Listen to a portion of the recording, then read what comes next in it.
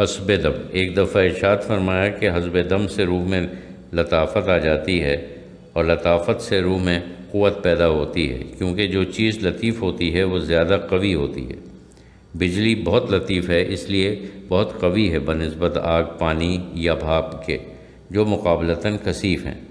روح میں جب لطافت بڑھ جاتی ہے تو اس سے علم بالا کی باتیں سمجھنے کی صلاحیت بھی بڑھ جاتی ہے۔ اس سے ظہوری اور توجہ علی اللہ میں بھی مدد ملتی ہے۔ عام طور پر حسب دم موسم سرما میں پانی کے اندر غوطہ لگا کر کیا جاتا ہے، ویسے بھی کیا جاتا ہے، لیکن پانی میں بیٹھ کر کرنے سے جلد ترقی ہوتی ہے۔ قرآن شریف میں ہے کہ پانی سے ہر چیز زندہ ہے، انسان بھی پانی سے غذا حاصل کرتا ہے۔ حسب دم 21 دفعہ ذکر اللہ سے شروع کیا جاتا ہے اور رفتہ رفتہ بڑھایا جاتا ہے۔ باقی تمام مجاہدات کی طرح حسب دم کو بھی لگ کر کرنا چاہیے۔ فرمایا کہ ہم مجاہدے کے زمانے میں دریا میں چلے جاتے تھے، بس پہلا غوطہ مشکل ہوتا تھا، بعد میں پانی سے باہر نکلنے کو جی نہیں چاہتا تھا، خوب گرمی محسوس ہوتی تھی۔ فرمایا ہمارے مولانا صاحب رحمۃ اللہ علیہ بعض اوقات عشاء کے بعد تالاب کے اندر چلے جاتے اور پوری رات پانی میں رہتے۔ مؤذن سے فرما دیتے تھے جب صبح کی اذان ہو تو ہمیں اطلاع کر دینا۔ اس اثنا میں آپ صرف 2 یا 3 سانس لیتے۔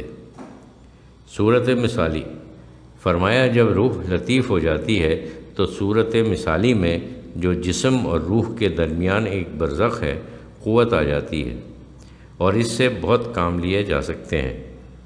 سونے کے وقت اس کو کام میں لگا دیا جاتا ہے۔ آدمی سوتا رہتا ہے لیکن صورت مثالی اپنے کام میں مشغول رہتی ہے، اور اسی صورت مثالی میں اہل اللہ سیر کرتے ہیں لیکن کسی سے مصافحہ نہیں کرتے۔ اگر مصافحہ کریں تو چوری پکڑی جاتی ہے۔ ہاں، جب روح بہت لطیف ہو جاتی ہے اور زیادہ قوی ہو جاتی ہے تو مصافحہ میں کوئی مذائقہ نہیں۔ فرمایا ایک دفعہ ہمارے مولانا صاحب رحمۃ اللہ علیہ نے فرمایا کہ میں حضرت مولانا رشید احمد گنگوئی رحمۃ اللہ علیہ کے مزار پر گیا، دیکھا کہ آپ قبر پر بیٹھے ہیں۔ مجھے دیکھ کر فرمایا آگے آؤ۔ جب میں آگے بڑھا تو فرمایا تم نے سب کمال حاصل کر لیے ہیں، لیکن ایک چیز باقی رہتی ہے، اور وہ یہ ہے کہ تمہاری صورت مثالی ابھی تک قوی نہیں ہوئی۔ یہ فرما کر آپ نے مجھے سے معانقہ فرمایا اور اس کے بعد 15 روز محنت کرنے سے وہ کمی پوری ہو گئی۔ فرمایا اس جسم لطیف سے ولی اللہ جہاں چاہتے ہیں پہنچ جاتے ہیں۔ اس کے بعد فرمایا کہ معرفت کے اصولوں میں سے سب سے اہم یہ اصول ہے کہ عارف مشاہدہ کرتا ہے کہ اللہ تعالیٰ کے اسماء حسنہ میں سے ہر اسم ہر وقت اپنا کام کرتا رہتا ہے۔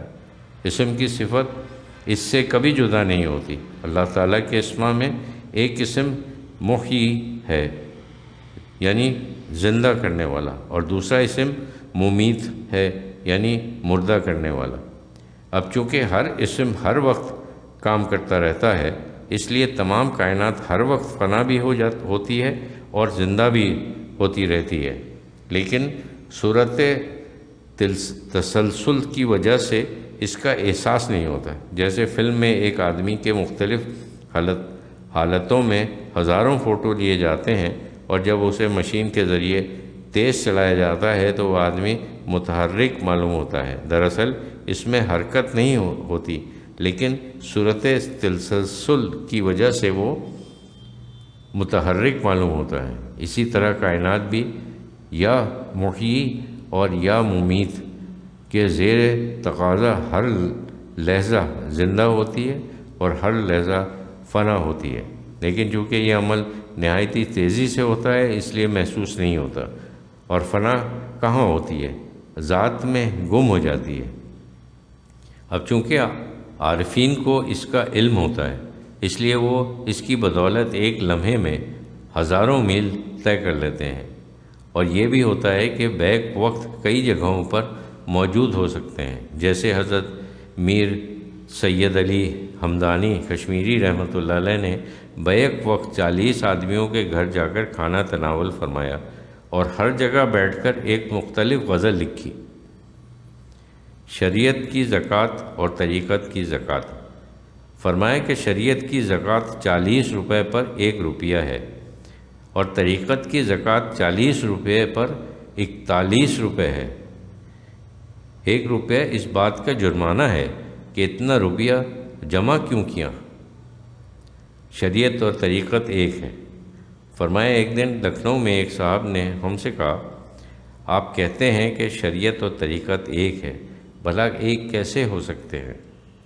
ہم نے کہا شریعت نسخہ ہے اور طریقت اس نسخے کا تیار کرنا۔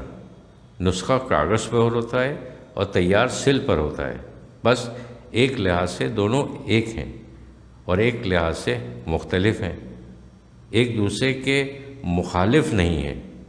مختلف ہونا اور بات ہے اور مخالف ہونا اور ہے۔